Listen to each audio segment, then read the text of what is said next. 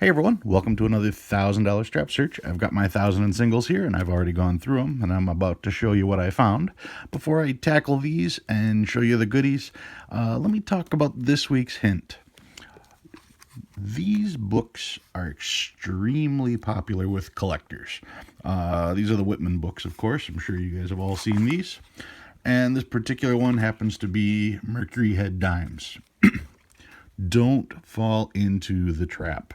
Okay, what do I mean by that? About every week I go and I pick up some junk silver from my local coin shop. And occasionally when I do, he usually has it separated in a bag or whatever. But occasionally that will be empty. And this particular time I wanted to go and buy junk silver. I had a specific amount in mind, and he didn't have that in his little box. But he did have a ton of these. And what these are, of course, are incomplete sets. You know, some of them have some lower years in them, But all the rare ones, of course, the 1916D isn't in there. Anything that's got an extremely low, these are both 1.1, 1.2 million. These aren't there. So to him, and of course in this condition, these were all just junk silver. So I bought this entire binder for junk silver price. Literally $12.40, $12.40 times face value. It's junk silver. That's all this is junk silver. Now, what's the problem with that? The problem is when you have it in this book, you start wanting to fill the holes. Okay? And the thing is that I bought this in this condition from a coin shop, which means the coin shop bought this from a collector. And if he's selling this to me at junk silver price, then why would I fill it? I just, that's kind of where I'm a little bit at a loss. He didn't pull out one of these. He pulled out a stack of these.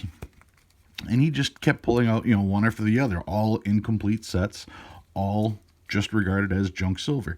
Now, I'm sure he cherry-picked anything that was worth anything out of there. But that's the whole point I'm trying to make, is that when you get these books, they're full of junk silver. If you've got really good coins, you're probably not going to be putting your thumbprint, wedging them into these books here. And as far as what you should do with your junk silver, it's neat to put them in order and stuff like this. But I'd recommend just going with the standard tube. I usually keep all my Mercs in tubes like this. That way I've got them all together, and it avoids the temptation of trying to fill holes. If I wanted to buy a 1916D, I would, but I wouldn't be putting it in this little hole. I guarantee you that much. Anyway, that's my thought for the day on junk silver, and don't fall into the trap with the Whitman books. If you want to fill Whitman books, great. Understand that you're going to probably get junk value for it when you try to sell it, or at least when you try to sell it to another dealer. Just go with the standard tubes, and all is well. All right, so what do I have this week? This week, I do have some unusual bills. So let's get into these. This particular one, this first bill, you can't feel it, but it has a very weird texture to it, and it looks like it's discolored. I'm wondering if this bill doesn't have some type of oil on it, and if that's the case, something tells me that this bill was probably in a strip club once. It just has an extremely weird texture. It's not counterfeit. I did check, and it does have it is the proper paper. There are blue and red markings, blue and red threads in the paper. Let's see.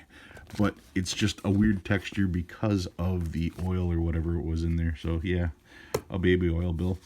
I did find this bill, which really drew my attention, and maybe you can see that too. That interesting line on the 6. Can you see that? That to me looks like it's printed right on the bill. That looks like it's part of the bill. I don't understand how that error would happen unless the 6, while it was on the dial being printed, was at a weird angle and you got part of the edging on there as well. But to me, that really looks like part of the bill. I don't know what else to make of that. So I'm going to definitely call that an interesting print error, and I'm going to hold on to that one. As far as the other stuff I found this week, let's see what we got here. Did find some trinaries. 1s, 3s, and 9s here. 1s, 2s, and 3s here. 2s, 3s, 4s. 0s, 4s, and 5s. So many of these are one-offs, but they're trinaries. I'm not going to try to tell you that they're anything other than that. 1s, 2s, and 8s on this particular one. 3s, 6s, and 7s on this one. Nice paper quality. Quad 2s on this one from 2006. Not in the greatest of shape. Probably going to go back. Quad 4s on a recent bill, 2017. Good shape on this one, so I'll hold on to this. It does have the 5th 4 in the serial number, and it does start with the 4 4s, making it a little more desirable. This one's quad 5s, but it's in the middle, so not as desirable. And then the stars. This one hurts. This bill was completely torn in half. You can see the tape right here. They did a horrible job taping it back together. So you know that this bill will probably end up being a rare. It'll go in my stack just so I can cry when I find out it is. But yeah, it's in horrible, horrible shape. I don't know who did that to it. I did find quite a few of the stars though. And I'm just about ready to go through all these to see if I do indeed have any of the rares. But once again, I'll make an entire video of that one.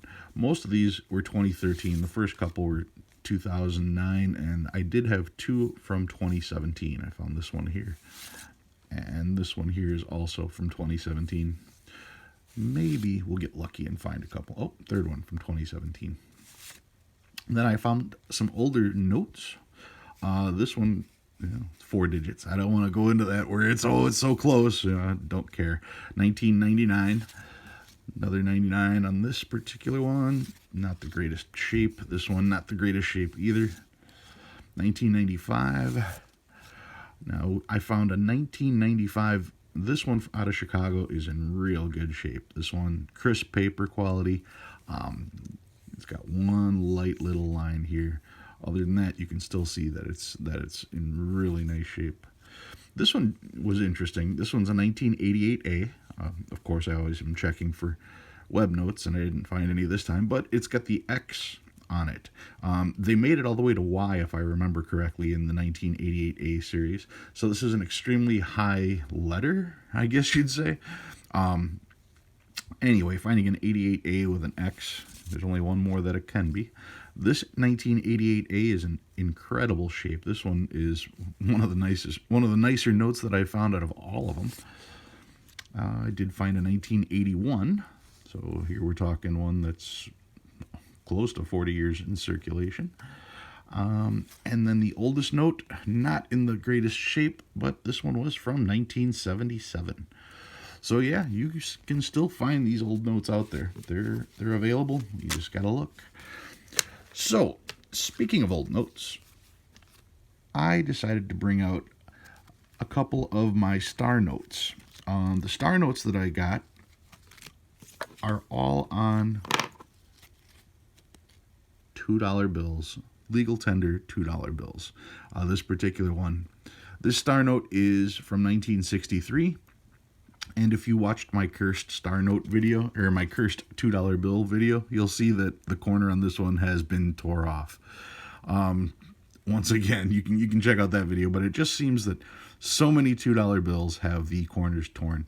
And it's too bad, because this particular note's in really nice shape. It's got the old style on the back, the old Monticello, just like that's on the back of the dime.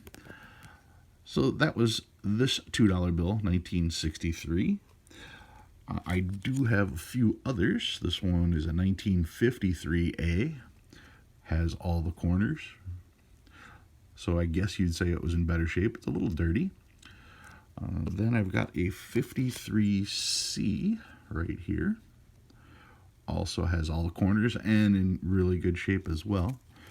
Once again, the back colors are very bright.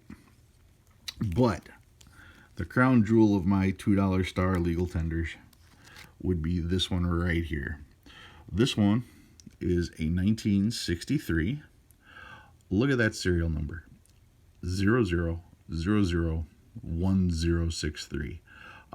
It's that is an extremely low serial number, almost under 1,000. I mean, that's just a really low serial number, and this particular note is in just immaculate shape. As I turn it, if you look at the zeros, you can see that how the you can still see how the zeros made an impression on the paper. I mean, it's that crisp of a bill. The back, of course, just perfect. Razor sharp corners, all of them. And for those of you that are curious as to what these go for, let's take a quick peek.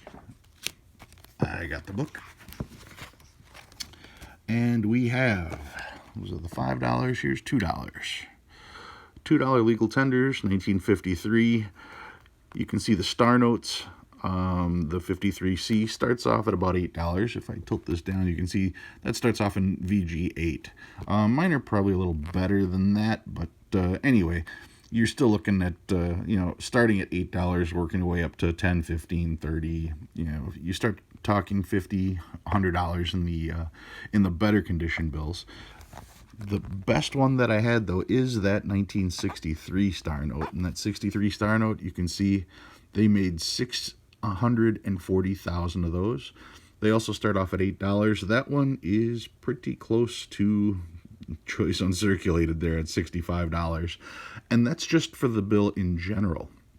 Now you can add whatever multipliers or additions you want for having such a low number on that one. What is so cool about these particular notes is technically I got these out of circulation. My bank called me up and said, hey, somebody just deposited a bunch of red letter $2 bills, red number $2 bills. Do you have any interest in $2 bills? I said, yes, I do. So I went down to the bank and I bought, what was it, $278 worth of $2 bills, and all these were in there, including that beauty right there, 0001063. So that's what I've got for you this week. I've got the rare star notes from the 1963 legal tender series. And, well, if you learned anything new this week, go ahead and hit that like button. If you like what you see, go ahead and subscribe. I love reading you guys' comments, and I'll talk to you guys next week.